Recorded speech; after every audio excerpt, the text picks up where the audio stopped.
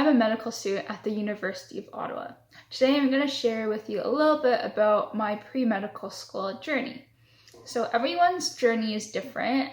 This is just an example of what I did, so take it with a grain of salt. So in terms of the program I selected, I chose to do biomedical science. And of course, going into undergrad, I thought that I would be going into research in the future. However, it did work out because I was taking so many science courses already.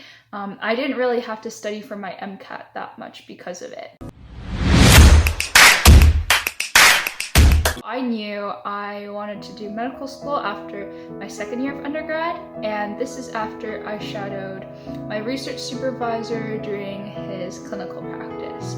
So I found that there's a lot about medicine that research didn't necessarily offer, and this included being able to work in a multidisciplinary field, as well as a lot of interaction with a lot of different people, which I thought was really nice. In terms of courses I took, I decided to take a very wide variety of courses just because I thought that taking like only chemistry or only biology courses, I'd probably get really sick of studying by the end of the day. So I took engineering courses, I took philosophy, I also took math and physics, extra ones just because I was good at it and it helped boost my GPA, which I know is fairly unconventional, but it worked for me.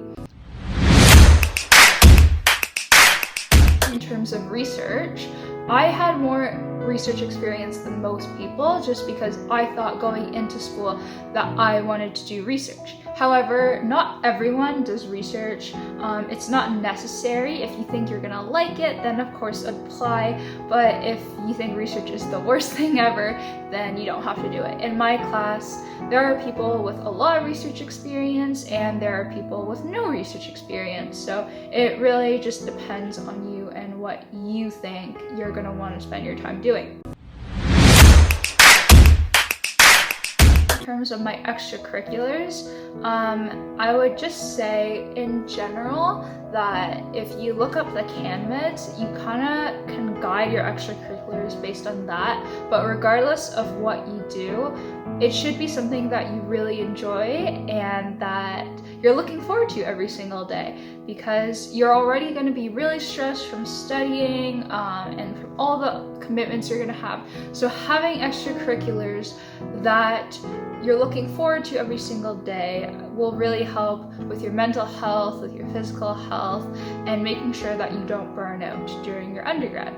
So for example, I really enjoyed sports. So I did a lot of sports during my undergrad, and it helped me with my physical, my mental health, and also allowed me to spend time with my teammates, my friends, and just have something to look forward to after a really busy day. So I coached gymnastics, I coached Taekwondo, and I was also an athlete on my school Taekwondo team. And I loved all of those activities, I looked forward to them. So I'm really happy that I spent time to do things that I liked and were also useful for my resume. And another thing I did that I was really happy that I applied for was baby cuddling at my local hospital. So that was a fantastic opportunity after a really busy day of class. It was something that I could do to de-stress, and it didn't even feel like volunteering. It felt like a fun activity to do. So yeah, that's kind of what I mean about incorporating things you like into like your extracurriculars. In addition to that, I also co-founded and was the co-president of a club on my school, kind of like student federation. So that club was dedicated to helping kids with disabilities, and helping kids with disabilities, advocating for them, is something that I'm really passionate about, and I started doing during like my middle school, high school years, and it's something that I took forward. It was a no-brainer that I would continue doing it during my undergrad and later on even during medical school. So yeah, I got to spend time with my friends, we got to hang out with these kids and also hang out ribbons and teach other students about disabilities on my campus. So that was really fun.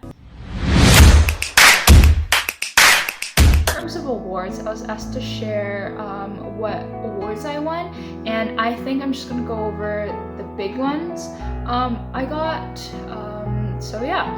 the 2 main volunteer awards that I got were the Jeanette Holding Autism Ontario Scholarship. That was for outstanding involvement in the Autism Ontario community. And then the other one I got was the Humanitarian Award from my faculty. And I personally think volunteer awards just mean the world to me, because it means that even before medical school, I was able to make a difference in my community. And I mean, that was one of the reasons I went into medicine in the first place. So knowing that I could do that even before I even began medical school is something that I'm super proud of. And then in terms of sports awards, I won various medals, both bronze, silver, gold medals, in both the team and individual competitions for Taekwondo. So that's also something that I included on my resume.